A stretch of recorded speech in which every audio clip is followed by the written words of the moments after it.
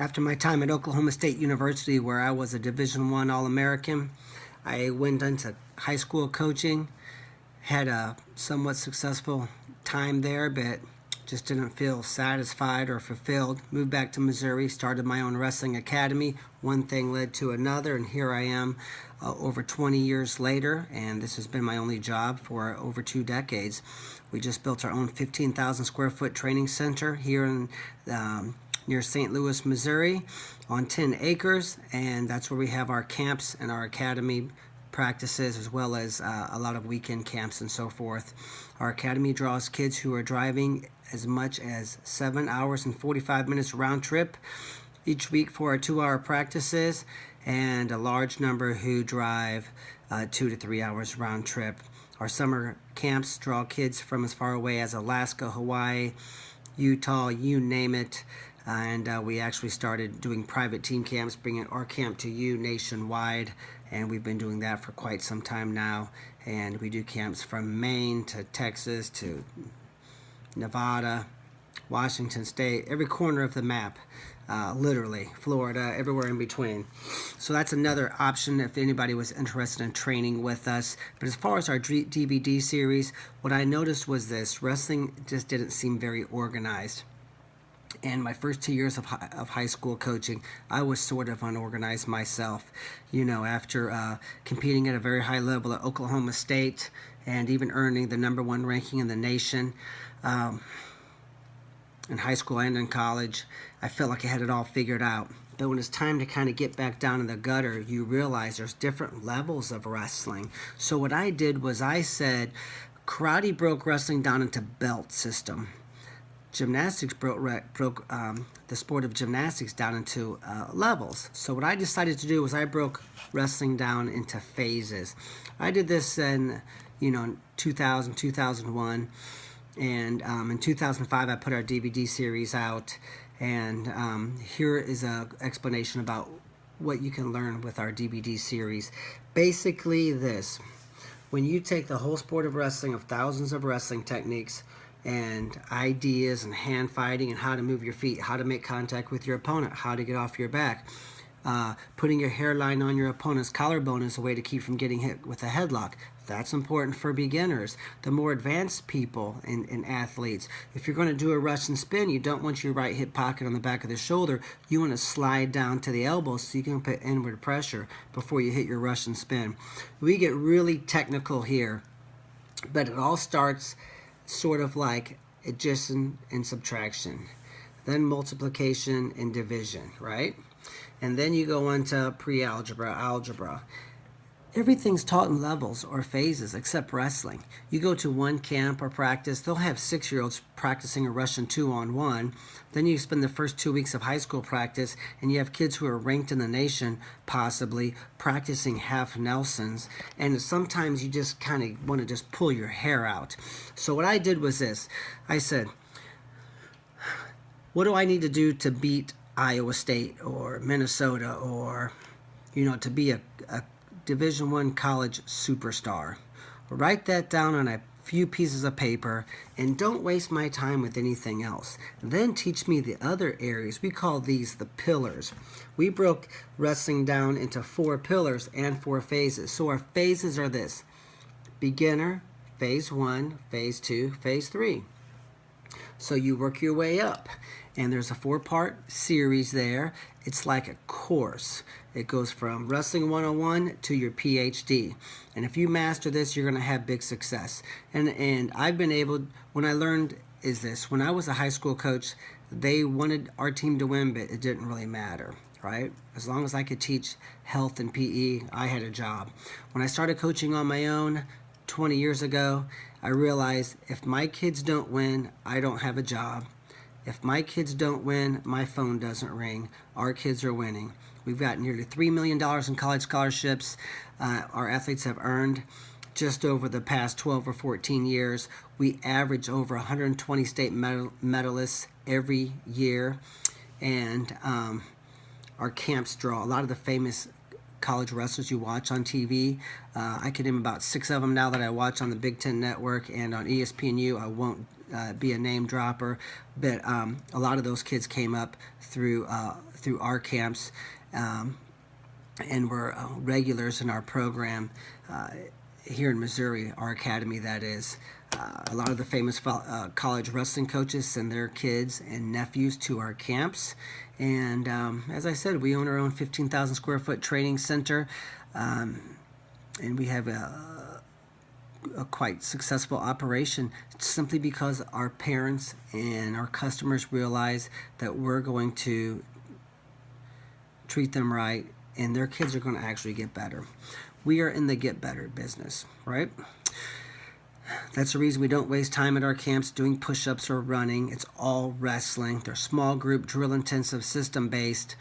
And at our summer camps anyway, we invite parents if they want to come watch a last practice where we put your kids through the camp right before your eyes and prove to you that we did the job that you hired us to do. And we've actually made women cry because they can't believe the transformation. In our private team camps, same thing. We travel nationwide with those as well. But as far as the DVD series, the beginner, phase 1, phase 2, phase 3, there's no reason for someone to be learning leg riding defense when they don't even know a half Nelson, or they haven't learned how to get off of their back, right? There's technique for getting off your back. There's also technique for pinning someone, right? We show all of this. No stone is left unturned. So once you work your way through the phases, you start to sort of, the wrestling puzzle starts to get put together, and then you start to get excited and energized. Your kids start to win. They're dragging you to practice. It gets to be a very exciting thing.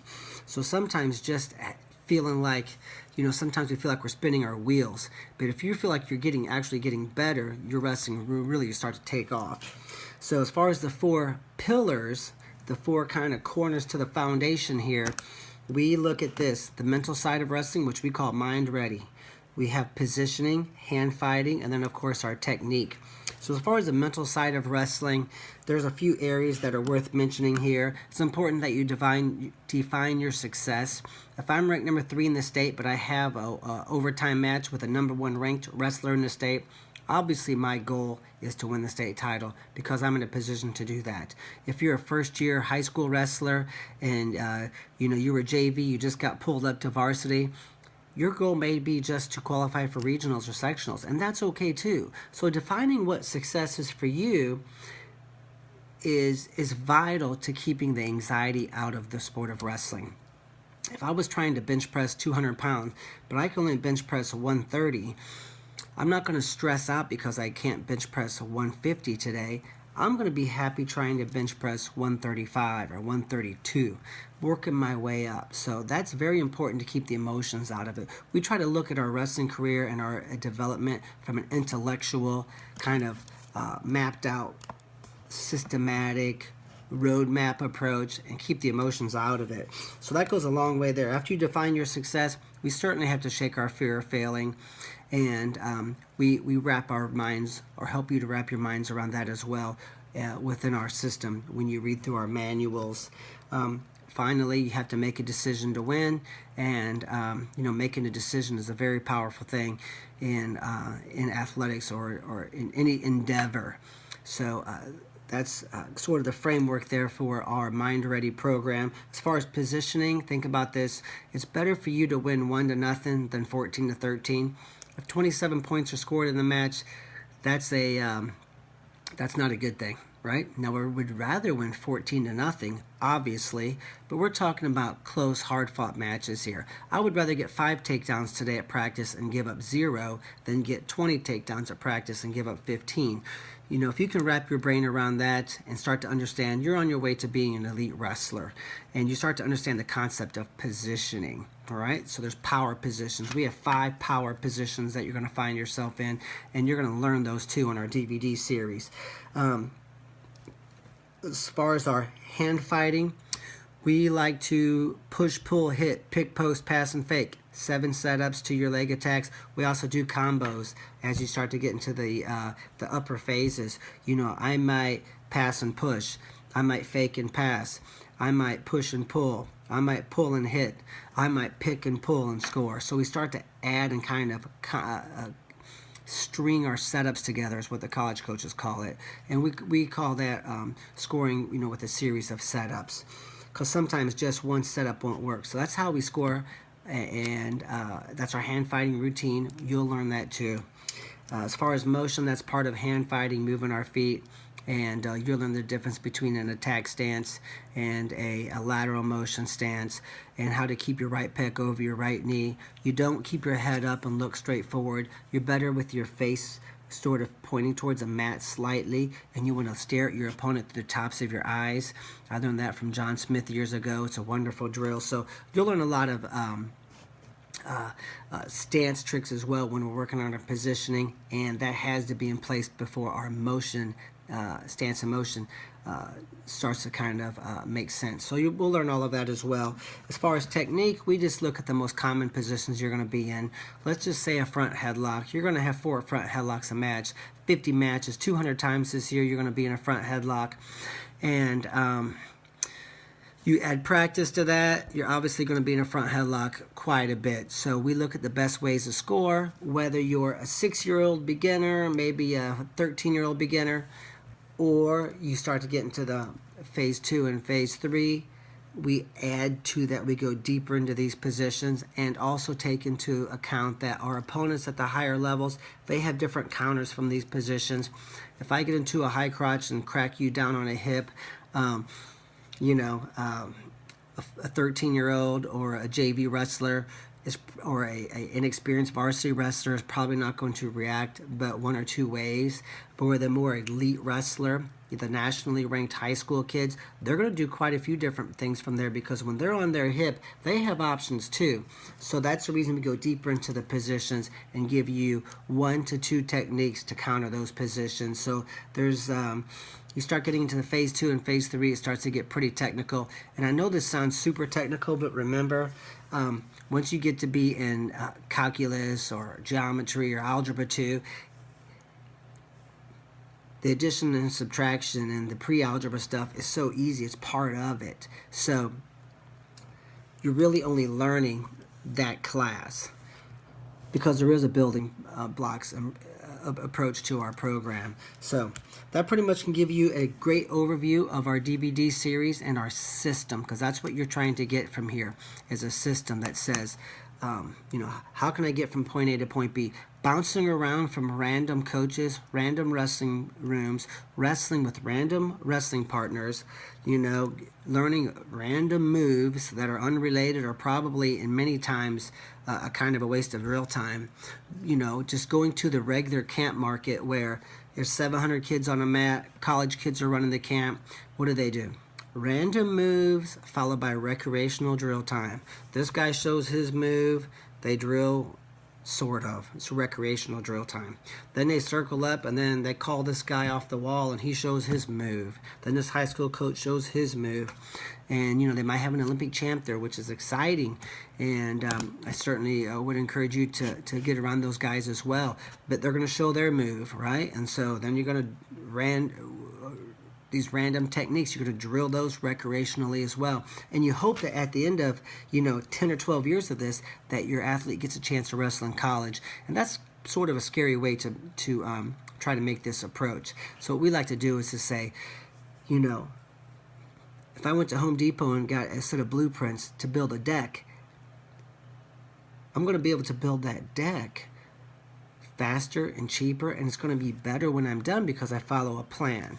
Same with weightlifting. If you get a plan from a professional, you're going to walk into Gold's Gym. The one by my house is about 90,000 square foot.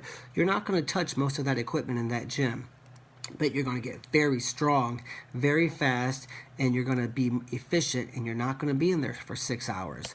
So wrap your mind around some of those ideas as well, and I think that maybe our DVD series will be something that you're interested in. PurlerWrestling.com is where you can get those, and we look forward to maybe having you at camps. You can check us out at PurlerWrestling.com. Contact us at any time. We have a lot going on a year-round basis, and we look forward to getting you involved.